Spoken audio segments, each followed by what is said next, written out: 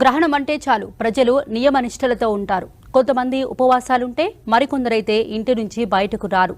ఎక్కడికక్కడ ఆలయాలు మూసివేస్తారు. కానీ ఏపీలో శ్రీకాళహస్తి తర్వాత అంతటి పేరుగాంచిన క్షేత్రం మరొకటి ఉంది.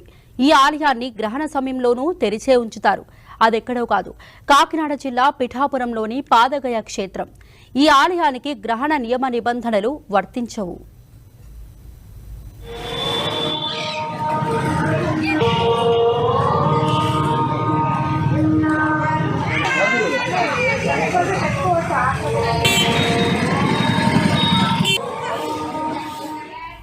పిఠాపురంలోని పాదగయ క్షేత్రంగా పిలువబడే శ్రీ ఉమా కుక్కుటేశ్వర స్వామి, రాజరాజేశ్వరి, పురుహూతిక అమ్మవార్ల ఆలయం దక్షిణ కాశీగా పిలువబడుతోంది. ఈ ఆలయంలోనే స్వయంభూ శ్రీపాద వల్లభ దత్తాత్రేయ స్వామి ఆలయం కూడా ఉంది.